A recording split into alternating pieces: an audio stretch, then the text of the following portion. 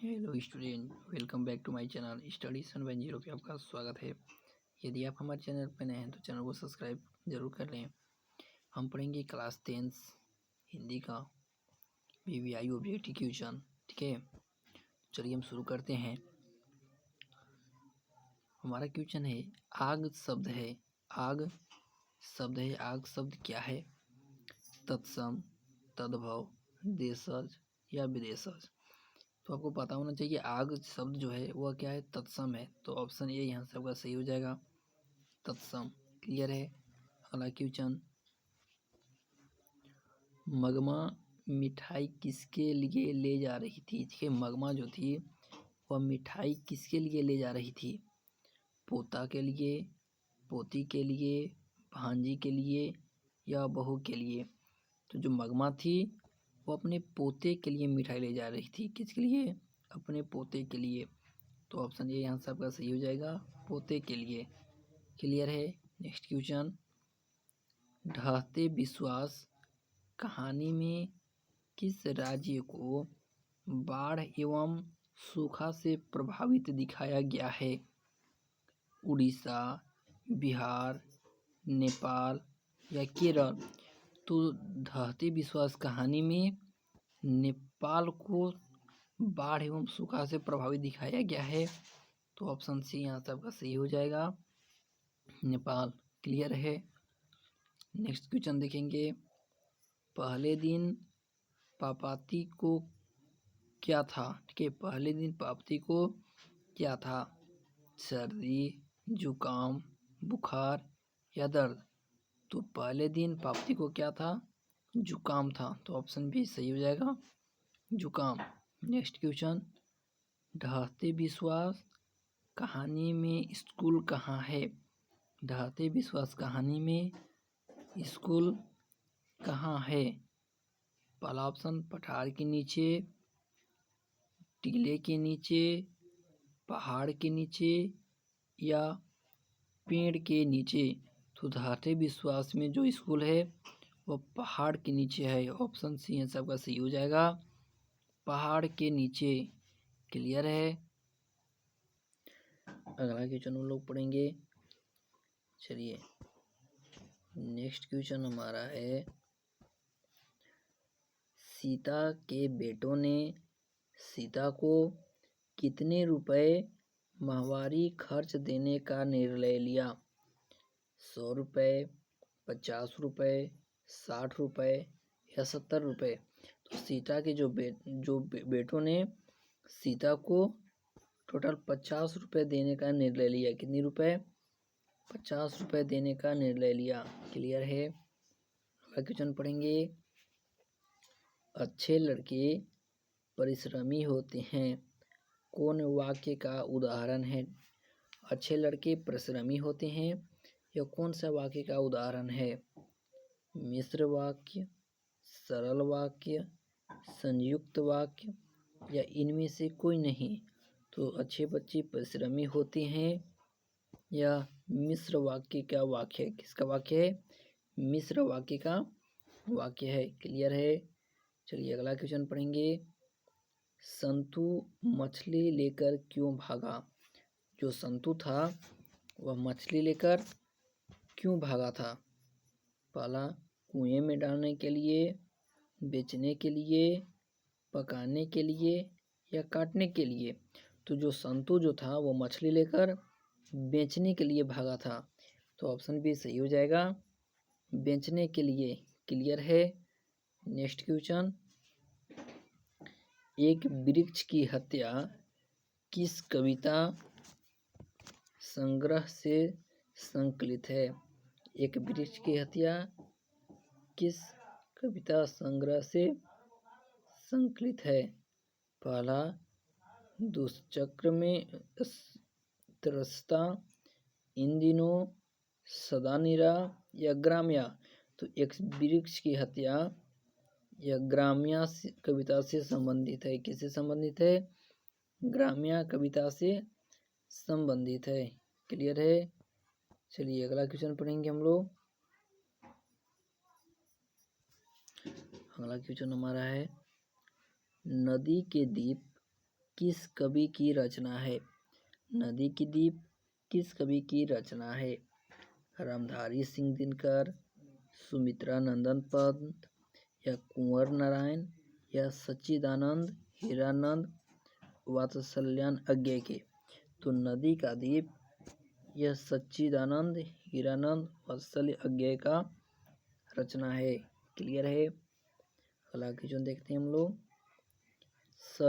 सर्दियों की ठंडी बुझी राख सुगबुगाटी मिट्टी सोने का ताज पहन इथलाती है किस कविता की पंक्ति है? भारत माता, स्वदेशी, हिरोशिमा या जनतंत्र का जन्म? तो सर्दियों की ठंडी या जनतंत्र की जन्म कविता की पंक्ति है। तो ऑप्शन डी आंसर आपका सही हो जाएगा, जनतंत्र की जन्म। अगला क्वेश्चन, जिंदगी और जोक किस लेखक की रचना है? जिंदगी और जोक किस लेखक की रचना है? भीमराव अम्बेडकर, गुणाकार मूल्य, अशोक वाजपेयी या अमरकांत? तो जिंदगी और जोक यह गुणाकार मूल्य की रचना है। तो ऑप्शन बी यहाँ सबका सही हो जाएगा, गुणाकार मूल्य। क्लियर है। नेक्स्ट क्वेश्चन चलते हैं।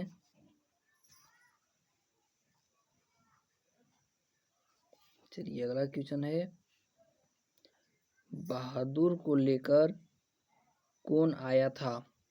बहादुर को लेकर कौन आया था?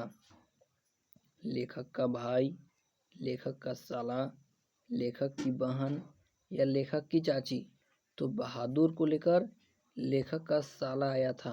तो ऑप्शन बी आंसर का सही हो जाएगा, लेखक का साला। क्लियर है। नेक्स्ट क्वेश्चन देखते हैं, लेखक रामविलास शर्मा के गांव का क्या नाम था? लेखक रामविलास शर्मा के गांव का क्या नाम था? उचंगा सानी, उचगांव सानी या ऊंचकाव गांव सैनी या ऊंचा गांव सैनी? तो लेखक रामविलास शर्मा के गांव का नाम ऊंचगांव सानी था। तो ऑप्शन बी यहाँ सबका सही हो जाएगा, ऊंचगांव सानी। क्लियर है। चलिए नेक्स्ट क्वेश्चन देखते हैं, पंडित बिरजू महाराज किसके घराने के वंशज थे? पंडित बिरजू महाराज किसके घराने के वंशज थे? बनारस घराने के, लखनऊ घराने के, डुमराव घराने के या जयपुर घराने के? तो पंडित बिरजू महाराज लखनऊ घराने के वंशज थे। तो ऑप्शन बी यहाँ सबका सही हो जाएगा, लखनऊ घराने के। क्लियर है। चलिए अगला क्वेश्चन देखते हैं, भौतिकवाद का अर्थ भाग्यवाद नहीं किस निबंध की पंक्ति है? ठीक है, भौतिकवाद का अर्थ भाग्यवाद नहीं किस निबंध की पंक्ति है? ऑप्शन पहला, नागरी लिपि, परंपरा का मूल्यांकन, श्रम प्रथा, श्रम विभाजन और जाति प्रथा या नाखून क्यों बढ़ते हैं? तो भौतिकवाद का अर्थ भाग्यवाद नहीं या नाखून क्यों नहीं बढ़ते निबंध की पंक्ति है। तो ऑप्शन डी यहाँ सबका सही हो जाएगा, नाखून क्यों नहीं बढ़ते। क्लियर है। नेक्स्ट क्वेश्चन चलते हैं। नेक्स्ट क्वेश्चन हमारा है, निम्न में निश्चय शब्द का विलोम कौन है? निम्न में निश्चय शब्द का विलोम कौन है? पहला ऑप्शन, उपनिश्चय, ननि निश्चय, अनिश्चय या वनि निश्चय? तो निश्चय शब्द का विलोम है अनिश्चय। ठीक है, ऑप्शन सी सबका सही हो जाएगा, अनिश्चय। क्लियर है। चलिए नेक्स्ट क्वेश्चन हम लोग देखेंगे, वास्तविक शब्द में प्रत्यय है। वास्तविक शब्द में प्रत्यय है इक, बीक, क और इक। तो वास्तविक शब्द में प्रत्यय है इक। तो ऑप्शन डी यहाँ सबका सही हो जाएगा, इक। क्लियर है। चलिए अगला क्वेश्चन देखते हैं हम लोग, रुचि शब्द का विशेषण है। रुचि शब्द का विशेषण है रुचिकर, रुचिक, रुचि या रुचना? तो रुचि शब्द का विशेषण है रुचिकर। तो ऑप्शन ए यहाँ सबका सही हो जाएगा, रुचिकर। क्लियर है। चलिए नेक्स्ट क्वेश्चन देखेंगे हम लोग। महाशय शब्द का स्त्रीलिंग रूप क्या है? महाशय शब्द का स्त्रीलिंग रूप क्या है?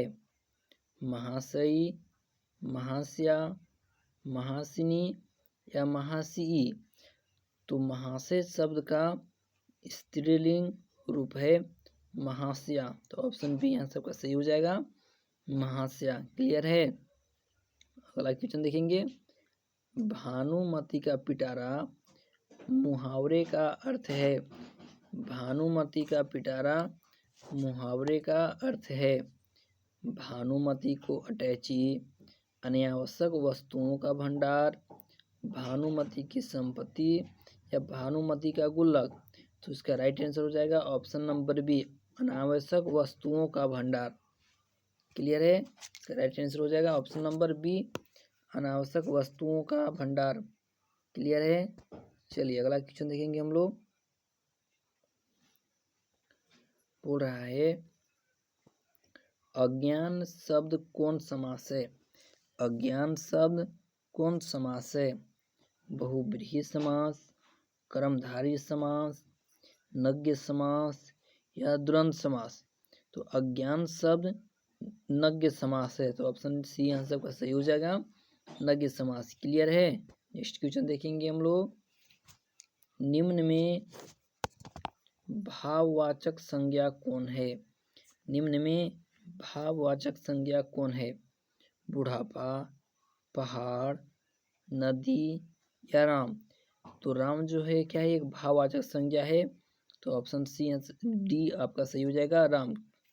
ठीक है, ऑप्शन डी आपका सही हो जाएगा, राम। क्लियर है। चलिए नेक्स्ट क्वेश्चन देखते हैं। बहादुर शीर्षक कहानी की निर्मला कौन थी? बहादुर शीर्षक कहानी की निर्मला कौन थी? लेखक की बहन, लेखक की पत्नी, लेखक की रिश्तेदार या लेखक की माँ? तो बहादुर शीर्षक में निर्मला जो थी वो लेखक की पत्नी थी। तो ऑप्शन बी यहाँ सबका सही हो जाएगा, लेखक की पत्नी। क्लियर है। चलिए नेक्स्ट क्वेश्चन देखते हैं हम लोग। अगला क्वेश्चन है आशा दीवार किस कवि की रचना है? आशा दीवार किस कवि की रचना है? रसखान की, कुंवर नारायण की या रामधारी सिंह दिनकर की या गुरु नानक की? तो आशा दीवार जो है वह गुरु नानक कवि की रचना है। तो ऑप्शन डी यहाँ सबका सही हो जाएगा, गुरु नानक। अगला क्वेश्चन, किनके जन्म दिवस को अहिंसा दिवस के रूप में मनाया जाता है? महात्मा गांधी, डॉक्टर राजेंद्र प्रसाद, जवाहरलाल नेहरू या बाल गंगाधर तिलक? तो महात्मा गांधी के जन्म दिवस को अहिंसा दिवस के रूप में मनाया जाता है। तो ऑप्शन ए यहाँ सबका सही हो जाएगा, महात्मा गांधी। क्लियर है। चलिए अगला क्वेश्चन देखते हैं। गुरु नानक पंजाबी के अलावे और किस भाषा में कविताएं लिखे? उड़ीसा, हिंदी, मराठी या बंगाली?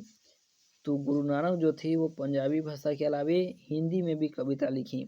तो ऑप्शन बी आपका सही हो जाएगा। क्लियर है। चलिए अगला क्वेश्चन देखते हैं हम लोग। सांप्रदायिक मुक्त कृष्ण भक्त कवि कौन थे? सांप्रदायिक मुक्त कृष्ण भक्त कवि कौन थे? रसखान, सुमित्रा नंदन पंत या प्रेमघन या बीरेन डंगवाल?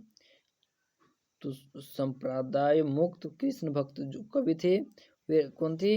रसखान थे। ठीक है, कौन? रसखान। तो ऑप्शन ए आपका सही हो जाएगा, रसखान।